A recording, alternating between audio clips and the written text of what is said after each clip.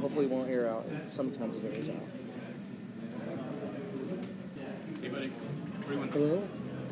Just put it back there. I'll grab it. Yeah. Yep. So we're live. So now everything you do definitely does it. So cool, man. And let me get you the charger cord. Okay, sounds good.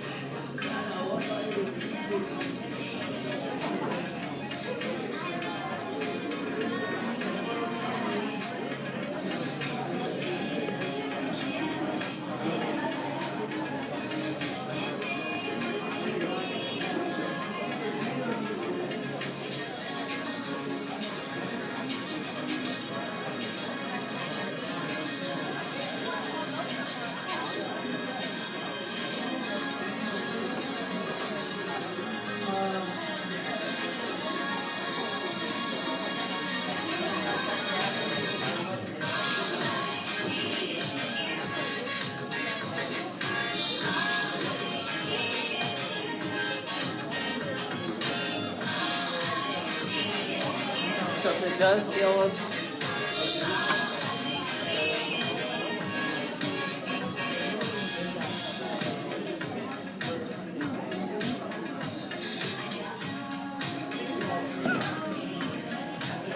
do that. I'm actually going to give you a little bit of an extension with this thing. Oh, nice.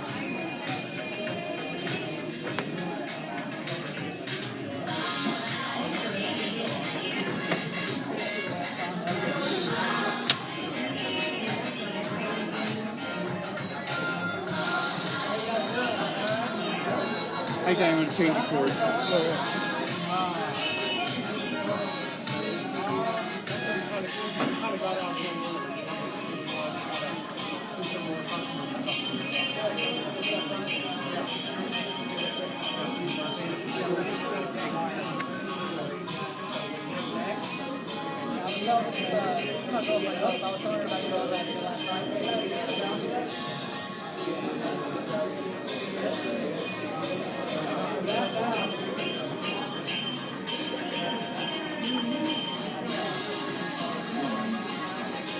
On it.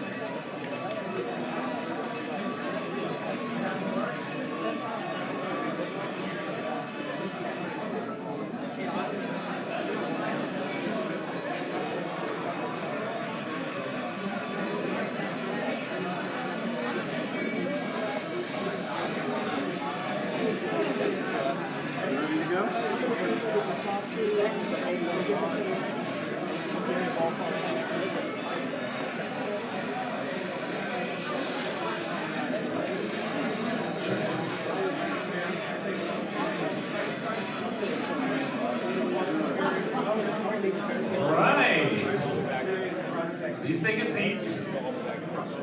Hey, how are you doing? So, are you ready? Please take a seat. And welcome to Startup Weekend Louisville.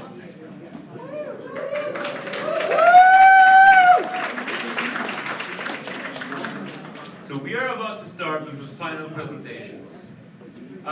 First of all, you can tweet about this event.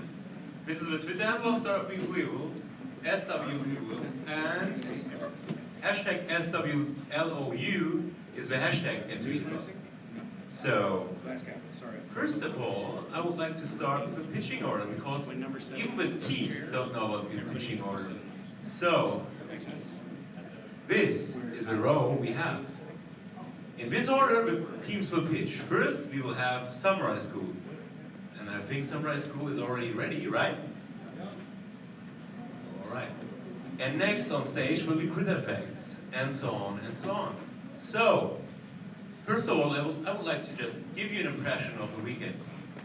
Well, the weekend is just started with a little bit of working. So everybody was excited. Yeah, working, startup weekend. Yeah. It was amazing. Everyone was excited about working and building their own startup. Well, then we started to think about we have to do a little bit more movement because we are losing energy. And we started to just move a little bit more into sports and stuff. And at some point, we went crazy. They gone mad. And I think this guy is trying to organize things, I don't know. No, just kidding. At the end, this weekend is all about you. It's all about startups. It's all about education of startups. And before we start, I would like to ask the judges to introduce themselves. So,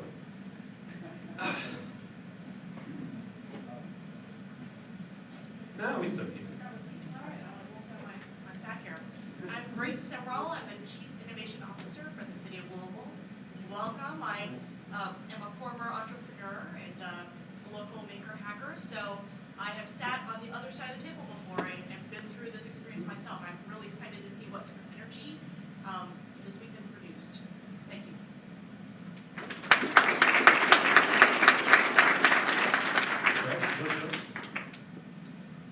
Hello, I'm Fred Durham, and I am a serial entrepreneur. I've founded 11 companies, 9 failed, 2 have worked. Today, cafe president, one of the biggest one, the one that I'm currently the CEO of here, headquartered here in town, and look forward to seeing your pitches.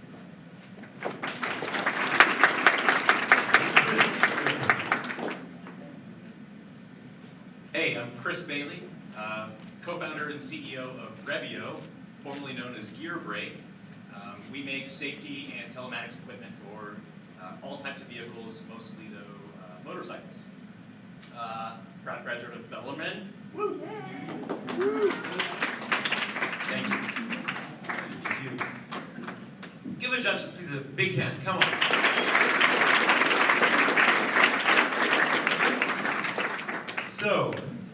And next, I will just quickly go into the judging criteria. So we have three big judging criteria. We have validation, execution and design, and business model.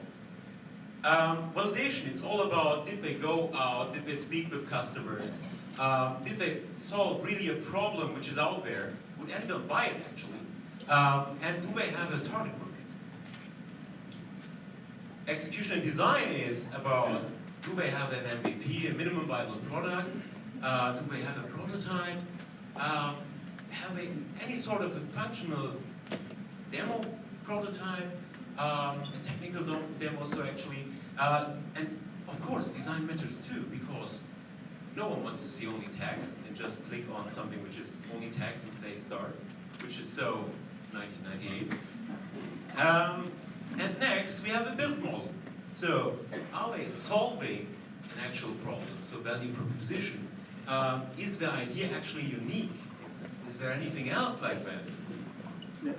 And of course, how do they have any idea of how to make this business successful? These are the judging criteria. And before we start, I would like to do one more thing. On Friday, first of all, I would like to know who's new. Who did just came on only for tonight? Well, it's a lot. So let me tell you this. I told everybody on Friday that this weekend is also about getting out of the comfort zone. So this is important to us. This is important to entrepreneurs. So I want you to now to do the same experience. So please stand up, just for a second. Stand up. Yeah, come on guys, you can do it. No, not hands up. Something totally different. No, I don't do the same thing twice. So, stand up. And now, just hug the person left and right of you. Just hug her.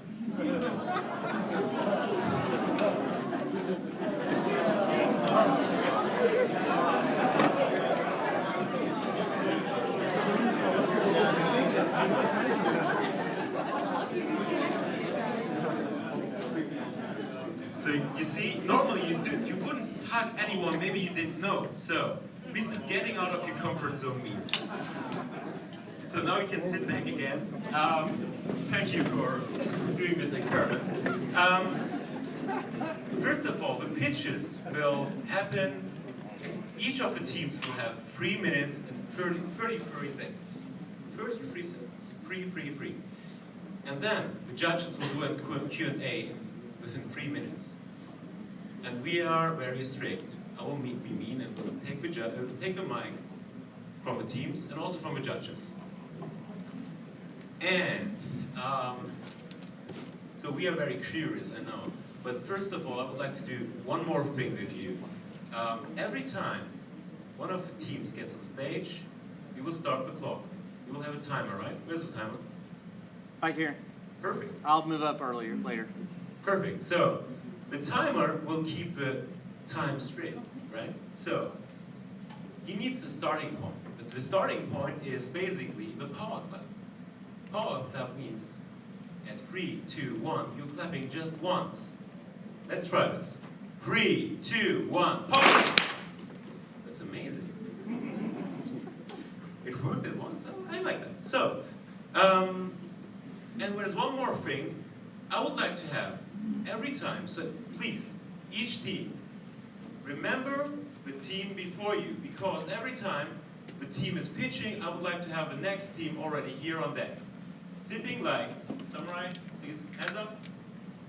Exactly there, you're sitting and waiting for your roll. So, all right, then I would like to get Samurai School on stage.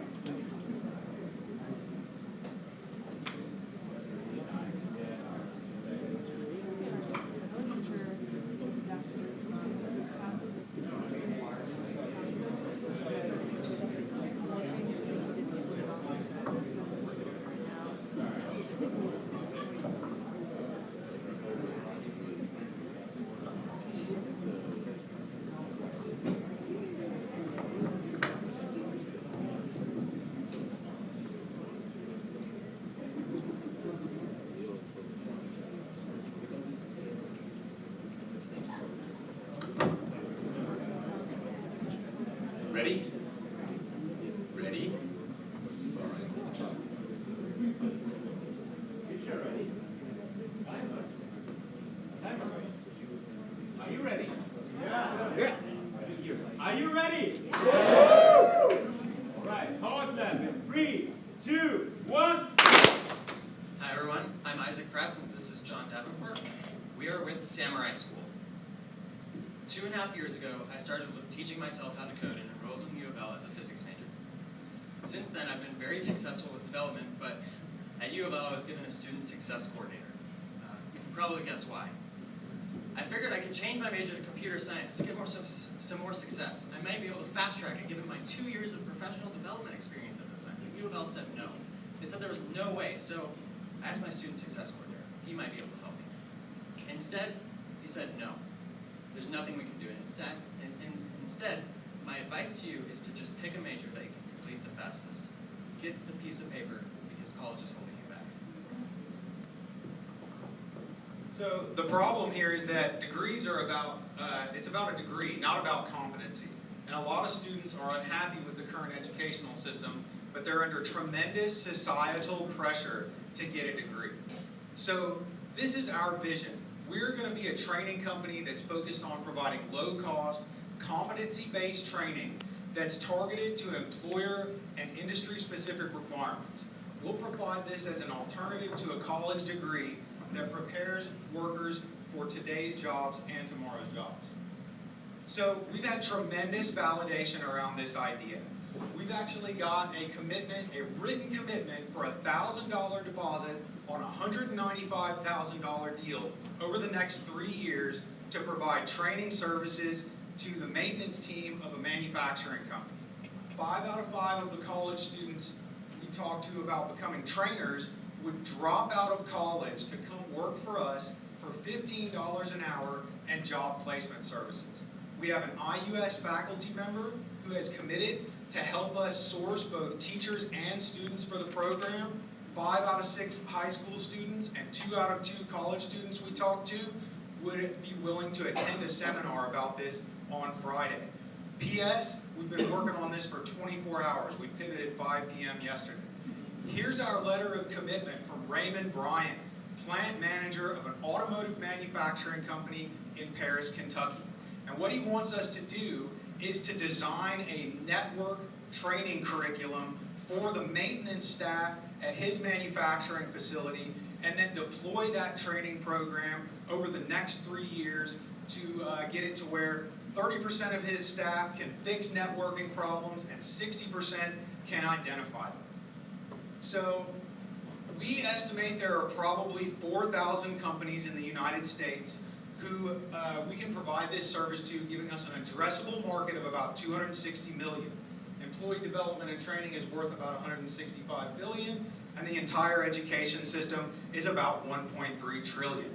What we're going to do is we're going to identify companies with these training gaps. We're going to charge them to design a training program. We're going to source curriculum from free and cheap sources. We're going to train their staff, and then we're going to deploy that course, recruit high school and college students, and sell it to them.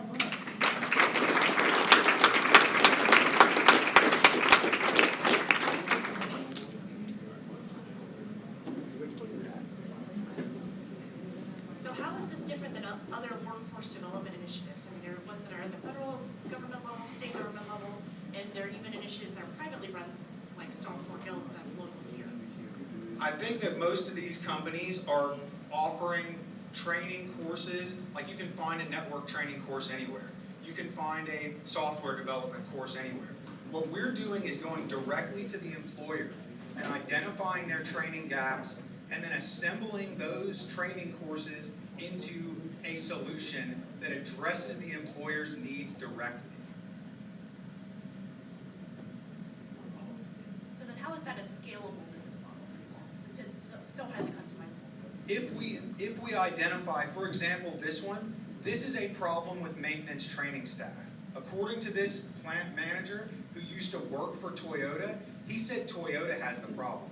So if this company has the problem and Toyota has the problem, we hypothesize that other manufacturing companies have the problem.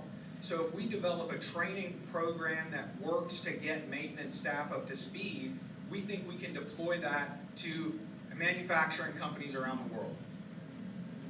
So in your first slide, this was to help college students with a different track of education, but it sounds like you pivoted away from that. True or false? False.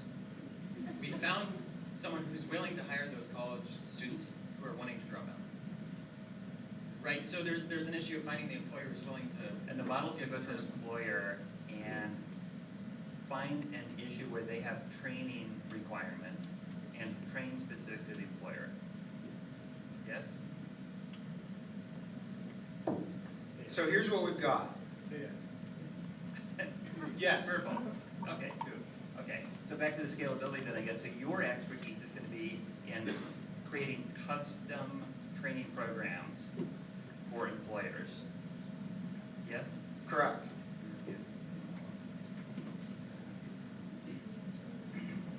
So, this sounds like a services company, is that correct? Yes.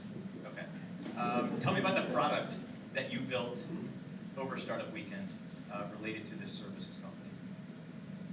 We didn't build a product. We're going to take, like, for example, for this network training service, we've got a network training course from Udemy, the Network Plus curriculum, an industrial networking course, a equipment-specific course for the Dell switches that they have on site. So we're just going to source these curriculum from other areas and then resell them to the manufacturer. We don't have a product right now. That's all we're doing. Thank you. Give them a big hand.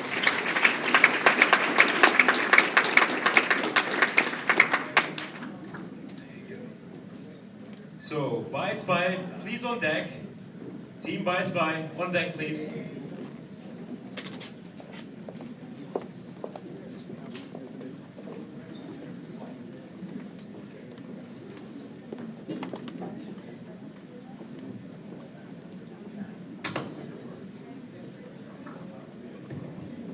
You ready? Who's pitching?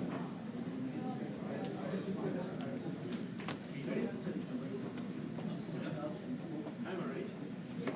Are you ready? Yeah. On that. In 3, 2, 1. Believe it or not, this animal is real. It's called the potu, and it's a bird. Those googly eyes actually serve a function. It gives it incredible night vision to hunt, and also allows them to see through their eyelids during the day. Now, that's pretty cool, right?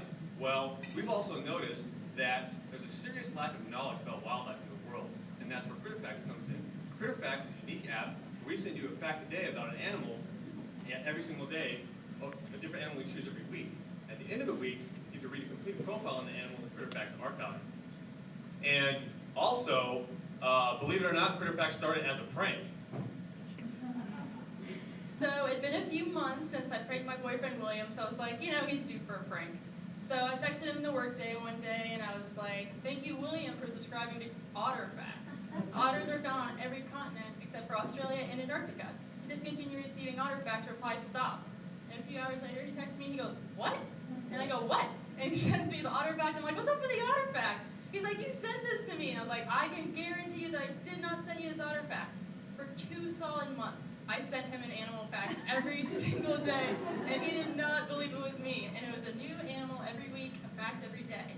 We started realizing we might have an idea for a business because his friends started asking us to forward them the text messages after he done it. And we want to go further with that. We also want to generate revenue with in-app purchases. We want to have an Explorers Club, a blog, a Facebook page, and also upgraded features within the app. And CritterFacts sponsored events, and also network with enterprise-level customers.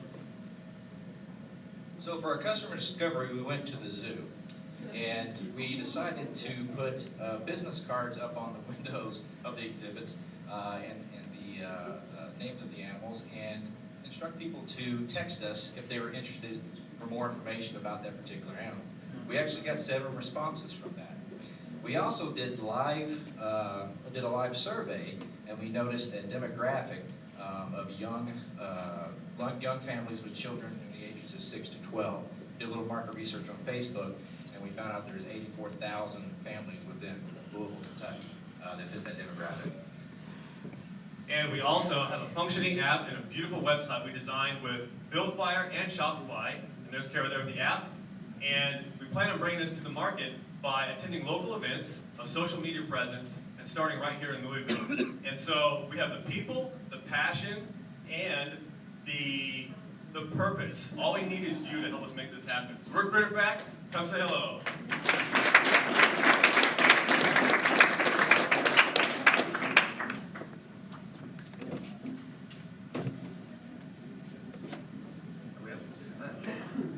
What was your conversion rate? How many business cards did you put on windshields and how many inside out? So we went to 9 different exhibits, and I think we probably put out around 40 or so of the little cards on the windows. Some of them actually were awesome cars too. We had maybe 3 or so per exhibit, and then we just kind of put the rest out on the department. Conversion rate, well, it was like 26, I think. 26. 26 cards out, we got 7 of them. We got 7 responses. So, yeah. But some of these cards are stuck on exhibits? Yeah, we stuck them literally on the window. Information on the animal. Yeah. Okay, so we don't know how many people saw them. Correct. Yeah, we don't know that. Right. What's the revenue model? We want to start with like in-app purchases and also like upgraded features within the app. So if you download the basic free app and you want to learn more about certain types of animals that you're passionate about, then you could pay an extra fee like a 99 cents or $1 or $2 to learn more about a specific set. There's also other features we want to think about in the future of brainstorm. Also on data, because for example, the zoo, we found out that the zoo has to switch out their exhibits every 2 years to keep traffic coming into the zoo. So, you know, that's very expensive. Well, if we could track what type of animals in this area that people like the most on our app, then we could provide that information to the zoos, help them to make decisions on what animals to bring in. And possibly if we bring in extra traffic, it could extend the amount of time for them to switch out those exhibits. So it creates more revenue for them. If I click the unsubscribe tab, will it actually unsubscribe me? Well, our app is not live yet, so pretty soon we'll get that going. Okay, so I understand the revenue model, and that makes sense, and I believe that people would be willing to pay for this. The question is, how are you going to find those people, and what's your plan to go out and do this? And what did you learn this weekend that really helped you understand the next steps? So the first step we want to do is last night we discovered a lot of people are really receptive to helping us because as the students doing research, and a lot of people were really receptive to learning more. At the very end, we would ask them, can we contact you to get more information or to continue following up with information about projects like this? And a lot of them were like, yeah. And we asked even a few, or we told them it's free, and they're like, yeah, that's cool, it's free. So we want to do something like that with animal-related events locally here in Louisville. Find events on Eventbrite or something like that, and do the same thing, go out there face-to-face with customers and interact with surveys. And we also want to do things like Facebook ads and social media presence. And also to draw people in at the zoo, as you probably saw up there on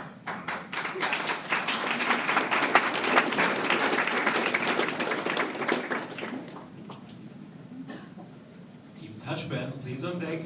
Thank you.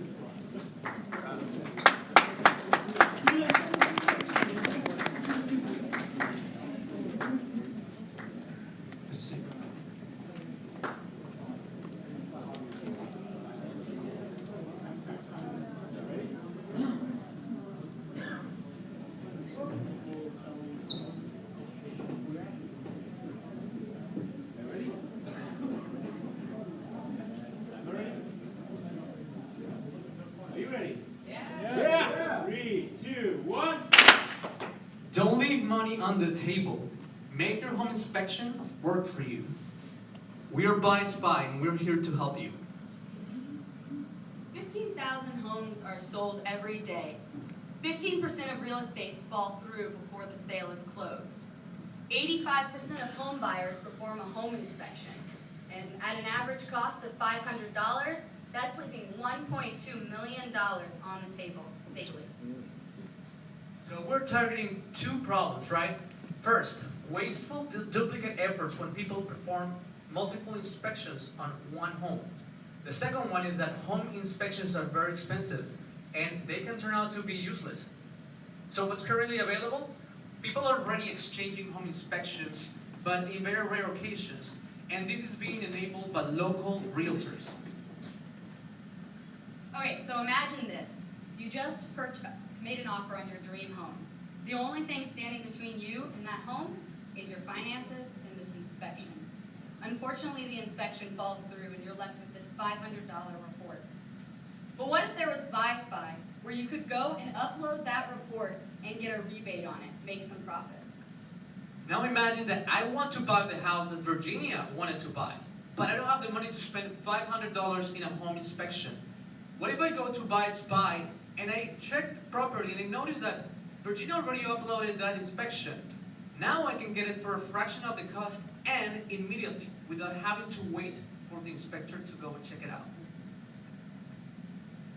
Buy Spy's revenue model is based off 3 major points. Primarily, the sale of each report, 20% of which would go back to Buy Spy, 80% to the owner of the contract.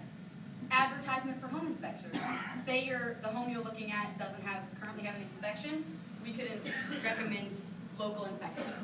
Also big data, that's house inspection history and neighborhood trends.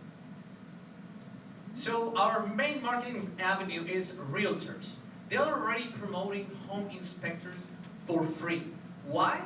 Because they want to provide excellent customer service, and also they want to close fast. We're also going to partner with Zillow, Realtor.com, and Trulia, and companies like that for very focused and targeted advertisement, and use lead-based advertisement from notifications about loan pre-approvals. Financial-wise, our total first-year expenses, including a $20 customer acquisition cost, would lead to an approximate $215,000 first year. To break even, that would be 5,300 sales. That's 15 sales per day. Our initial target revenue of $100,000 would lead to a target sales of 7,800 sales, or 21 sales per day. That is less than 1% of our target market. This is also only our primary revenue model. So why us? We're more affordable and faster alternative to home inspections. Buy Spy is inherently viral product. We also can give value to home buyers that otherwise is a dormant asset. Improve transparency in the whole home buying process and value data about real estate health trends. You can connect to Wi-Fi and go to buyspy.co, type in Oak, and see a current, updated inspection report.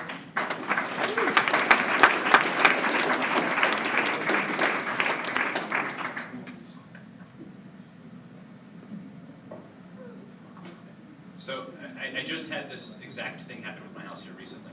I bought a house, it fell through because of the inspections. But the realtor who was selling the house somehow got a copy of that.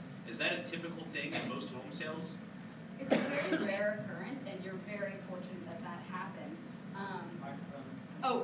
You're very fortunate that that happened. However, majority of the cases, this is not the case. Maybe you're a buyer of real estate, or a realtor didn't know. Maybe it was not the same buyer of real estate that previously made an offer. So what we're providing is a platform in which that can be more easily accessible and monetized. Who gets home inspections, like which side of the transaction and why? Who gets home inspections? Yeah, who pays for it, who wants it, and why? So the owner, the buyer, is the one that performs the home inspection, and they are the owners of the home inspection. So buyers are very interested in home inspections to see the health of the house. Is there a requirement for it? No. Some loans might require it, but mostly no. But 90% of the realtors and 95% of the single-family homes perform home inspection before actually buying. And through our customer validation, it seemed as though 99% of people thought that it was required, and for sometimes it is. Who owns the report, the copyright, the text? The one who paid for it, the person who paid for it, yes. Not the author. Not the author. It is then transferred from the inspector to the buyer of the inspection. And you're suggesting that you resell that data to someone else for reuse? Correct. What's to say it's accurate that the homeowner doesn't fix things in the interim or allow water to pour through the chimney or whatever in the interim? So they get a report from the inspector who has a license number. So we're gonna require the person to put the license number. But how does that make sure that either damage that wasn't fixed or that damage wasn't done in the interim? So that has to be said by the home owner that's selling the house. And by law, yeah, they have to say it by law.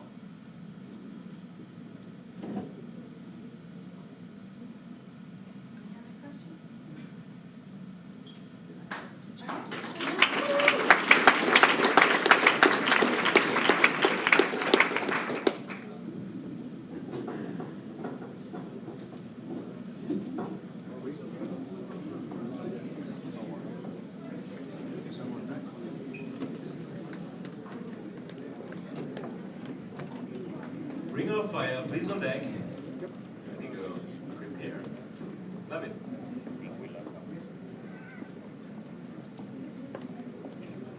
You ready?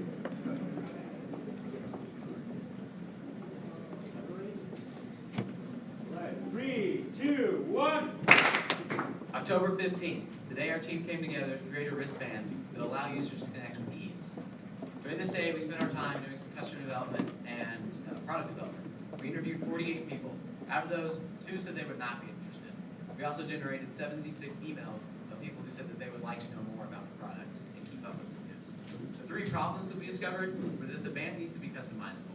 It needs to be more functional than whatever is currently on the wrist, and it needs to provide some value to people without social media. So the first one's pretty easy to solve.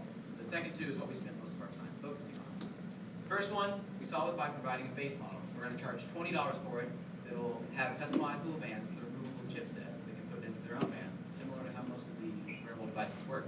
It's going to cost us $11 to build, $11.94 to build, and the accessories will be $10 per set.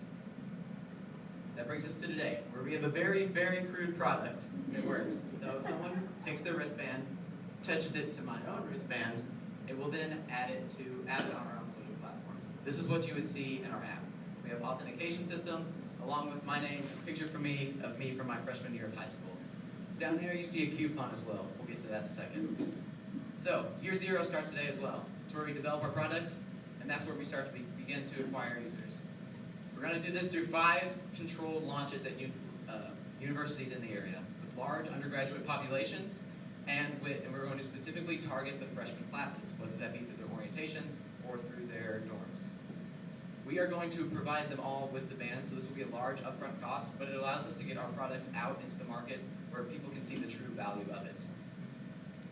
Year 1 is where the fun begins. It's where we acquire users, expand to more campuses, but it's where we transition into a customer relationship management tool. Users can claim coupons and gather rewards from the businesses they visit through one of our beacons. That provides real benefit to them, but business owners also get benefit. They can subscribe to our service for $100 a month, figure out what users are coming to their stores, and generate coupons and rewards for them. They can also advertise in order to grow their own user base. Similar to how Twitter does a promoted tweet, we would do a promoted coupon. These 2 companies have expressed interest in working with us and developing a prototype so that they can start generating more and more revenue. Year 2 is pretty boring, a lot of work, so we're going to skip it. Year 3, though, that's where the money comes. These are the projections that we have generated. So we're going to start with 15,000 users from our controlled college launches, and we're going to generate our revenue from customizables based off how many people purchase wristbands for Apple Watches. Revenue from CRM is based off of how much Salesforce has been growing over the past few years, and the revenue from the clicks or the claims of coupons is generated from how many people click on Twitter advertisements. So as you can see, we have a lot of user and revenue projections. That brings us to tomorrow, where we begin developing our platform and we finally make it socially acceptable to touch one another. Thank you.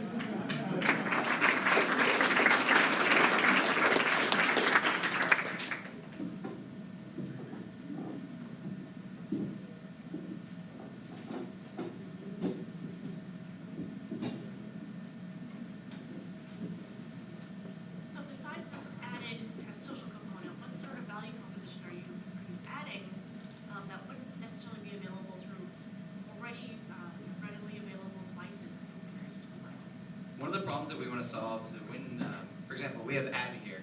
So Abby's Twitter name is Abatha, and her @name is AC Spalding. If you were to look on Twitter for Abby Spalding, you would have a very hard time finding it. So we would cross-check all of the current social media accounts that you have integrated with ours, and make sure that you're following all your friends on every social media platform, so it can assure that you're staying connected with everyone.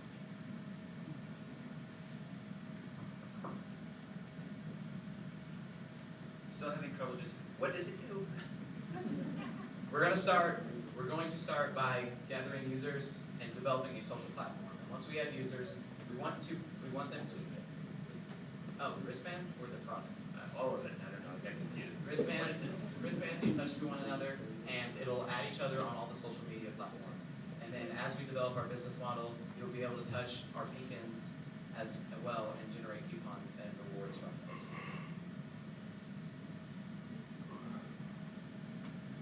What's the need? Any customers actually say, hey, I've got this real problem that like I'm not following enough people on social media. Like, what was the problem that you're trying to solve? We actually went to a dormitory on U of L's campus, and we asked college students if they go to a party, how often do you meet a bunch of people and then forget all those people the next morning? You don't actually, you don't remember anybody you meet. So of like 50 people we asked, pretty much all of them agreed that is an actual problem. So now there's no need to try to get your phone out and hurry up and search for them on the spot. You simply tap bracelets together and you are instantly connected. It'll remind you the next morning, and you're able to follow up on who these people are and get to know them better.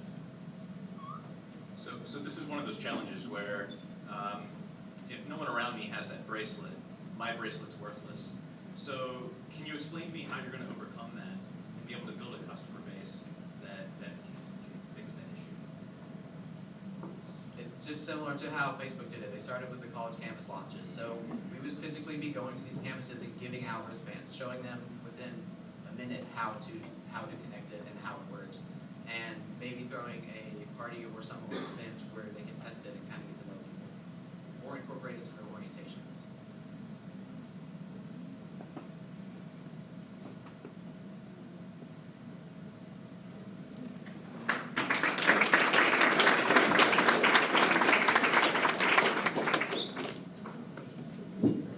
TV is dancing. Please on deck.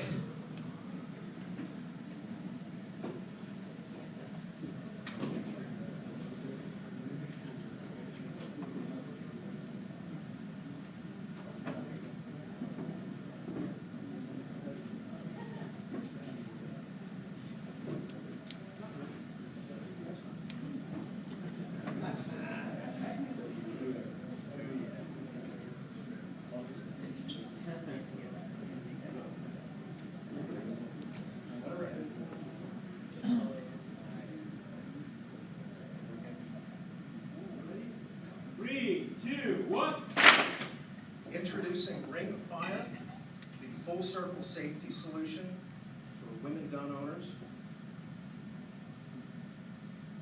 The crisis in the home, the problem that we're trying to solve is nearly 3,000 children have been killed this year alone by firearms, with another 1,000, almost 1,600 shootings. Because women make less than 10% of the gun owners currently, there's not a lot of holsters and other storage and safety solutions designed for women. Most holsters fit on a belt or in a pocket. As we'll find out today, there's a lot of women's clothing that do not have pockets or belts. This leaves for women the option of a purse holster, which means the gun is potentially out of their reach, and there's a higher risk of children getting their hands on the gun. In addition, women are not as experienced with guns and may not feel comfortable buying one for the first time. So the fact that less than 10% of owners now is kind of keeping it at less than 10% level. Our solution is 3 parts. This is the first part, an insert that fits into the existing gun. So we're not selling any new guns. People keep their existing gun that they like to use. A little insert blocks the firing pin and blocks the trigger. That's one part. The second part is a wearable, which could be a ring or a bracelet. We haven't figured that out yet. And this gun only unlocks for the RFID bracelet or whatever the wearable is for the user. Where's my timer? Oh, thank you. Okay. Other smart gun technologies use biometrics like fingerprint sensors, which are slow and unreliable. Some of them use Bluetooth, which can be hacked. Our system is RFID because it is secure within a small distance, so it cannot be hacked from far away. Go back. talk to gun owners, potential gun owners, we talk to people that work at gun ranges, people in gun stores, we talk to police officers. And the women we spoke to who did not currently own a gun said this might make them consider buying one. Ones who did already own a gun said this would make them feel much safer. Hardcore gun enthusiasts say that there's no need for such a device. It can be satisfied with the training and discipline in gun safes, which takes me back to the figure you saw on slide 2. If that's working, why do we have almost 3,000 people killed a year? The discipline approach is not working. This provides an extra layer of safety. In addition to the wearable and the insert, there will be included a gun safety training course, because a lot of these people have not had a hunter safety training or been introduced to firearms and scouts. We don't want our device to make them lazy when it comes to safety procedures. In 6 months, we should have our seed capital raised. We'll need money for a patent search, a trademark search. We will have our LLC registered. And we have a wooden prototype now. We hope to have an electronic functioning prototype in 6 months. And we will make our first million in 4 to 6 years. Retail price of about $150. We only have to sell 4 a week.